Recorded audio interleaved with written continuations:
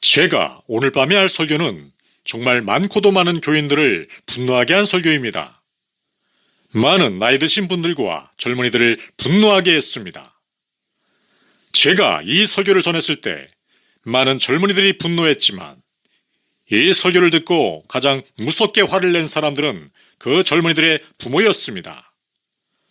제가 어떤 부모님들에게서 놀라운 부분을 발견했는데, 만약에 자녀들이 부모님들에게 예수 그리스도를 믿는 믿음을 고백하기만 한다면 부모님들은 그것을 붙잡는 듯하고 그 부모님들은 확신과 기쁨을 얻습니다. 그래서 누군가가 나타나서 자녀들의 믿음을 의심하기라도 하면 부모님들은 불쾌해하더군요. 그것은 마치 우리가 진실을 듣기를 원하기보다는 거짓 희망을 붙잡으려 하는 것 같았습니다. 많은 사람들이 진리를 듣고 싶어 하지 않는 이유는 진리를 들으면 천국을 갈 수 있을 거라는 거짓된 희망이 흔들리기 때문이고, 그런 사람들은 실제로 천국에 갈 수도 없습니다. 정말 많은 기독교인들이, 특히 미국에 있는 기독교인들은 자신들이 하나님과 올바른 관계를 갖고 있고 구원받았다고 믿는데, 그 이유는 설교자들이 그들에게 그렇게 말했기 때문입니다. 정작 그 설교자들은 성경을 공부하는데 더 많은 시간을 쏟고 설교 시간은 줄여야 하는 상황인데 말입니다. 저는 전 세계를 돌며 많은 사람들이, 그리고 특히 이 나라에서 자신은 구원받았다라고 하는 것을 많이 들었습니다. 그러면 저는 그 구원받은 사실을 어떻게 아냐고 묻습니다. 그러면 그들은 믿음으로 라고 말합니다. 그런데 아무도 두 번째 질문을 하지 않더군요. 어떻게 당신이 믿는다는 것을 압니까? 만약 오늘 밤 여기서 모임을 파하고 모든 사람들을 보내서 이 도시 저녁에 찾아가게 한다면 우리는 이 도시에 거주하는 대다수의 사람들이 믿는다고 하는 것을 듣게 될 겁니다. 아시겠지만 그것은 사실이 아닙니다. 오늘 밤 술집이나 마약거래 현장에 가거나 전 세계에 있는 카지노에 찾아가 얘기해보면 많은 사람들이 믿는다고 말할 겁니다. 그런데 중요한 질문은 우리가 믿는다는 것을 어떻게 확신하냐는 것입니다. 많은 사람들이 믿는다고 말하지만 사실은 그렇지 않습니다. 여기 미국에서 기독교는 두 가지 교리가 있는데 우리는 그 두 가지를 모두 잃어버렸습니다. 기독교 신앙에서 정말 중요한 두 가지 교리가 있는데, 첫 번째 교리는 이름하여, 저는 이 명칭을 좋아하지는 않지만 오늘 밤에는 쓰도록 하겠습니다. 그것은 신자의 안전이라는 것입니다. 이는 누구든지 예수 그리스도를 진실로 믿는 사람은 거듭났고 안전하다는 것입니다. 사람들을 구원하신 하나님이 그들의 구원을 지키신다는 것입니다. 신자의 안전. 그런데 우리가 잘 듣지 못하는 다른 한 교리가 더 있습니다. 신자의 안전이라는 교리뿐 아니라 확신의 교리라는 것이 있습니다. 모든 믿는 사람은 하나님의 능력 아래 보호를 받습니다. 이것이 안전의 교리입니다. 그런데 확신의 교리는 어떻게 우리가 참 신자라는 것을 확신하느냐에 관한 것입니다. 우리가 참 신자라는 것을 어떻게 알 수 있습니까? 어떤 사람은 제게 이렇게 말하더군요. 저는 그냥 아는데요. 그러면 저는 어떤 길은 사람이 보기에 바르나 필경은 사망의 길이니라 라고 답합니다. 어떤 사람은 또 이렇게 말하더군요. 저는 제 마음속 깊은 곳에서 제 구원을 확신합니다. 그런데 성경은 우리의 마음이 거짓되고 악하다고 말씀합니다. 사람의 마음의 악함은 우리가 헤아릴 수도 없습니다.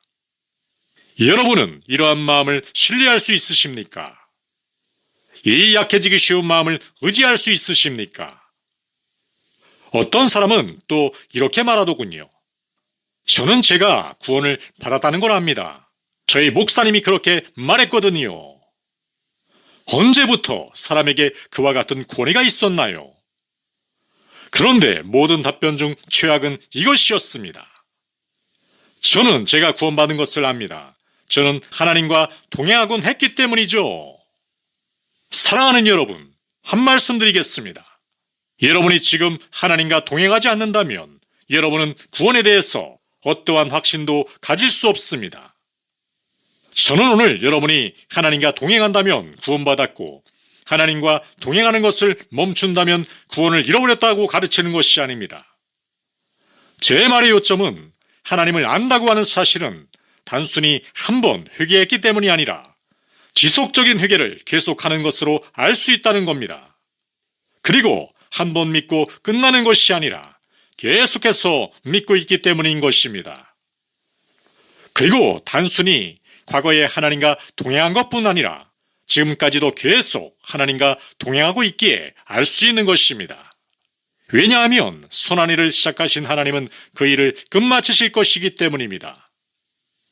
고린도후서 13장 5절에 보면 바울이 한 교회에 갔을 때 많은 사람이 예수를 고백했는데 그들 중에 많은 사람이 육신적이었습니다. 그런데 바울은 그 교회에서 다음과 같이 말하지 않았습니다. 당신이 마지막으로 예수 그리스도를 마음에 영접한다고 한 적이 언제입니까? 바울은 이런 중생의 경험에 관해 묻지도 않고 그는 직접 현재형으로 다음과 같이 말합니다. 너희는 믿음 안에 있는가 너희 자신을 시험하고 너희 자신을 확증하라. 예수 그리스도께서 너희 안에 계신 줄을 너희가 스스로 알지 못하느냐? 그렇지 않으면 너희는 버림받은 자니라. 만약에 제가 어떤 사람들을 만났는데 그 사람들은 지난 3, 4년 동안 하나님과 동행해온 것처럼 보이고 성도들을 사랑하고 기도하기를 힘쓰고 말씀을 사모하고 다른 신자들과 모이는 등 여러 가지 일들을 했다고 합시다. 그러나 그들은 점점 하나님과 멀어지고 믿음을 떠나기 시작합니다. 세상과 죄를 용납하기 시작하고 다른 악한 것들도 받아들입니다. 또 악인들과 교제하는 것을 즐기기 시작합니다. 저는 그들에게 당신은 기독교인이시잖아요. 뒤로 물러나시면 안 됩니다. 라고 하지 않을 겁니다. 저는 가서 당신은 신앙을 고백했었고 많은 사람들 앞에서 당신이 신자라고 선언했으나 지금 당신은 불신자들과 똑같이 살고 있군요. 당신이 지금 이 순간까지 하나님을 전혀 몰랐을 가능성이 매우 높습니다. 지금까지의 모든 가식들은 굉장히 육신적인 일입니다. 왜냐하면 만일 하나님의 일이 지속되지 않는다면 그것은 하나님께서 하신 일이 아니기 때문입니다. 그러면 바울의 말뜻은 무엇입니까? 너 자신을 시험하라. 자신을 시험하십시오. 시험을 치르는 겁니다. 사랑하는 여러분, 제가 한 말씀 드리겠습니다. 천국과 지옥, 영원과 죽음, 이러한 것들이 여러분에게 실감나지 않을 수도 있습니다. 그렇지만 저에게는 정말 실제적입니다. 저는 여러분의 은행계좌에 넉넉한 돈이 들어있다거나 자존감이 높다거나 하는 것들은 신경 쓰지 않습니다. 만약 오늘 단 한 가지 저에게서 잠을 앗아가는 것은 여러분들 중 많은 분들이 죽어서 지옥에 갈 거라는 사실입니다. 여러분을 시험하십시오. 이것은 그저 미신 같은 것도 아니고 하루 정도 걱정하고 끝날 문제가 아닙니다. 저는 영혼에 대해서 말하고 있는 것입니다. 당신의 영혼은 평안하십니까? 만약 당신이 자신을 성경에 비추어 자신을 시험해 본다면 당신은 완전하십니까? 거듭나셨나요? 하나님의 능력 아래 보호를 받으십니까? 이제 시험해 볼 시간입니다. 그리고 더 이상 감정에 의존하지 마십시오. 그리고 다른 사람의 말을 의존하지 마십시오. 그리고 당신을 자칭 기독교인들과 비교하는 것을 멈추십시오.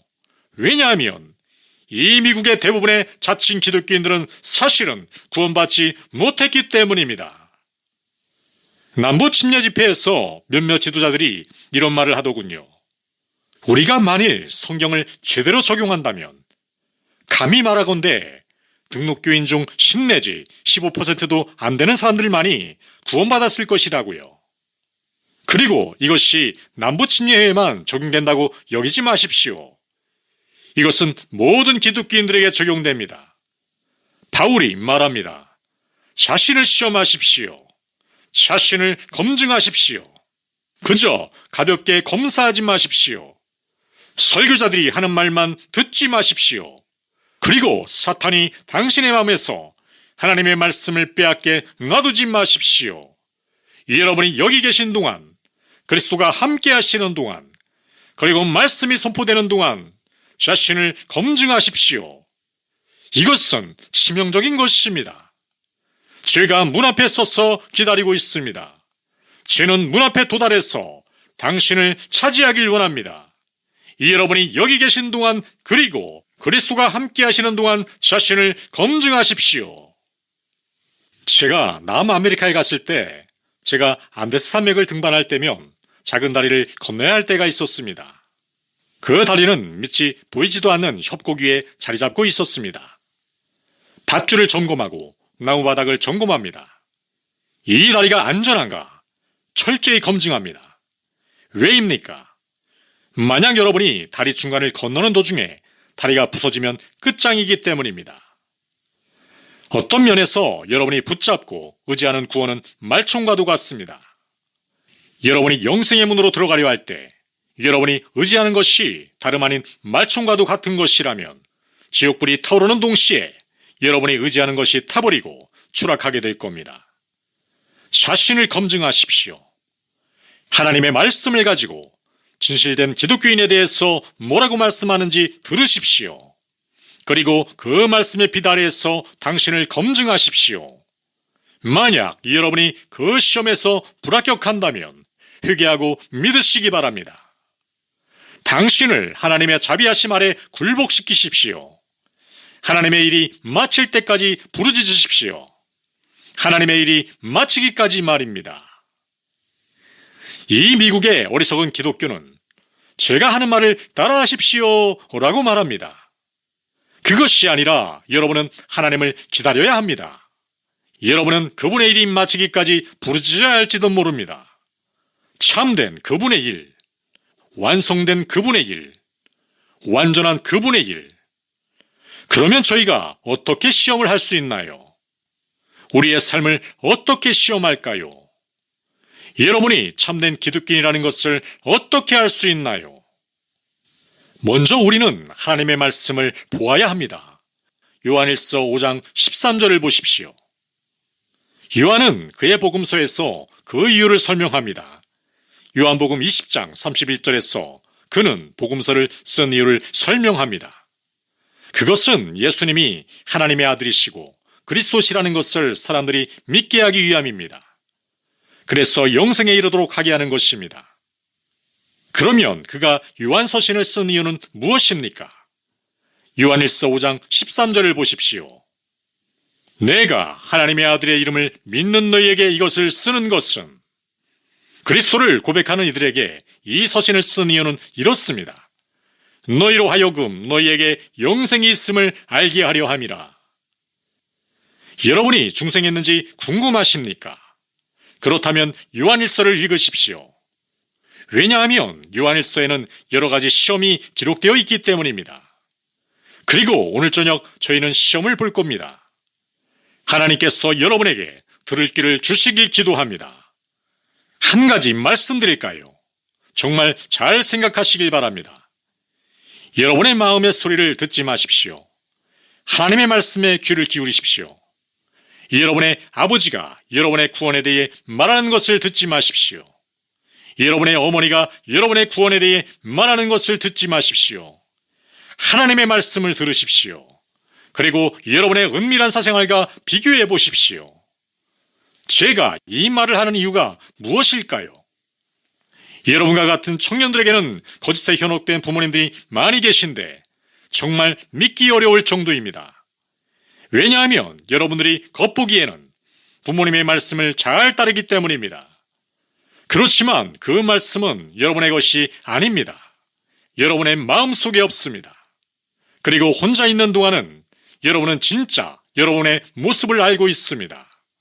그리고 여러분 중 어린아이가 아닌 분들, 어른들, 10대의 후반이신 분들, 여러분들이 세상에서 살아갈 때, 그 세상에 있을 때 여러분은 자신의 진짜 모습을 봅니다.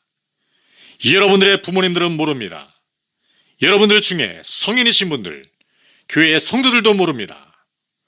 그러나 여기에 계신 동안의 예쁜 모습이 아닌 이 공간에 있는 모습 말고 여러분이 혼자 있을 때의 모습, 그 모습을 오늘 밤 하나님의 말씀과 비교해 보시길 바랍니다. 왜냐하면 여기서는 종교적인 가면을 쓸 수 있으니까요. 여기 계신 모습이 아니라 아무도 보지 않는 곳에서의 자신의 모습을 떠올려서 오늘 밤 하나님의 말씀과 비교해 보시고 그 말씀 앞에서 자신이 올바른지 보십시오. 꼭 해보시기 바랍니다. 볼 목사님, 오늘 말씀이 좀 심하신데요? 라고 물으실 수 있습니다. 아니, 여러분 생각해 보십시오. 만약에 여기 천천히 움직이는 기차가 움직이고 있는데 만약 제 어린아들이 그 기차 앞에 서 있는 걸 본다면 여러분은 제가 그 아이에게 귓속말로 아들아 피하거라 라고 말하길 원하나요? 여러분은 제가 아무런 동의 없이 그저 작은 손짓으로 그 아이를 말리길 원하나요? 아니면 제가 크게 안 돼! 라고 소리쳐야 하나요?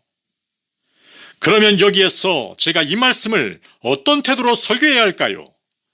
여러분의 은밀한 생활을 생각하시고 하나님의 말씀과 비교해 보십시오.